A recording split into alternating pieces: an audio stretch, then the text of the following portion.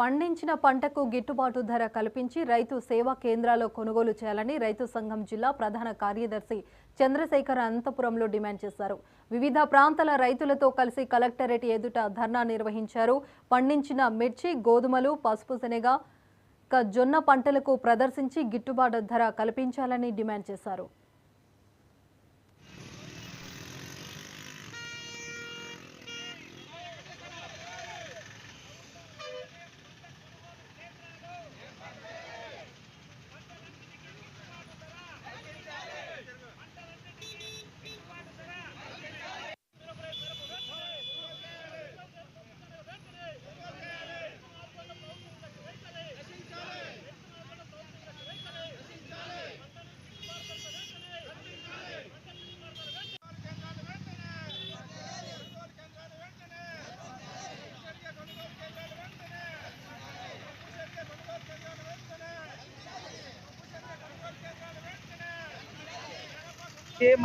పంటకి గిట్టుబాటు ధర లేకపోకున్నట్ల 4,500 ఉండే జొన్నలు ఇప్పుడు 3,000కి అడుగుతున్నారు.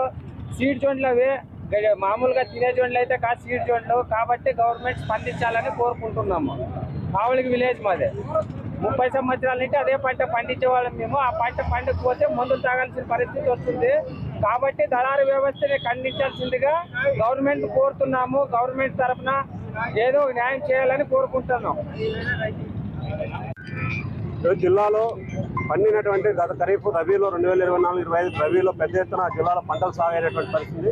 ప్రధానంగా మిరప, జొన్న, పప్పు శనగ, పత్తి జిల్లా వ్యాప్తంగా సాగు చేసినటువంటి పరిస్థితి. పెద్ద ఎత్తున దిగుబడి రావాల్సిన పరిస్థితుల్లో తెగులు సోకడంతో అన్ని పంటలు కూడా అతివృష్టి అనావృష్టి కారణంగా పూర్తిగా దెబ్బతిన్నాయి. పండిన కొద్ది పంటను కూడా మార్కెట్లో ధర లేక పోయిన నెల రోజుల్లో చూసుకుంటే 5 మంది రైతులు ఈ జిల్లాలో ఆత్మహత్య చేసుకునేటువంటి పరిస్థితి. పత్తి కొనుగోలు కేంద్రాలు ఏర్పాటు చేస్తామని చెప్పేసి జిల్లా కలెక్టర్ గారు అధికారులు ప్రభుత్వం ప్రకటించింది. కానీ క్షేత్రస్థాయిలో పత్తికి సంబంధించి చూస్తే ఎక్కడ కూడా కొనుగోలు చేసేటువంటి పరిస్థితి ప్రకటన తప్ప ఆచరణలో అమ్మే ఎందుకంటే ధర తక్కువ ఉంది. ప్రభుత్వం ప్రకటించినటువంటి మద్దతు ధర దానికి గిట్టుబాటు ధర కనీసం 10,000 క్వింటా పెంచాలని. అదే మిరపకు సంబంధించి ఈరోజు 1.5 లక్షల నుంచి 2 లక్షల రూపాయలు ఎకరాకు పెట్టుబడి అవుతున్నటువంటి పరిస్థితి. ఈ విధంగా రైతులు పెట్టుబడి పెట్టి పంట పండిస్తే తెగులు సోకడంతో పెద్ద ఎత్తున దిగుబడి 30 క్వింటాలు రావాల్సినటువంటి ఓ ఎకరాకు 4 క్వింటాలు కూడా రానటువంటి పరిస్థితి. 4-5 క్వింటాలు మించి రాలేదు. మళ్ళీ వచ్చిన దాన్ని కూడా 50,000తో కొనుగోలు గతంలో ఉండేటువంటి పరిస్థితి.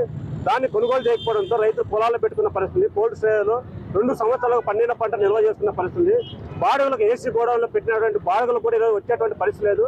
ప్రభుత్వం కనీసం క్వింటా మిరపకు సంబంధించి 50,000తో కొనుగోలు చేసి రైతుల ఆత్మహత్యలు నివారించాలని చెప్పేసి కోరుతున్నాం.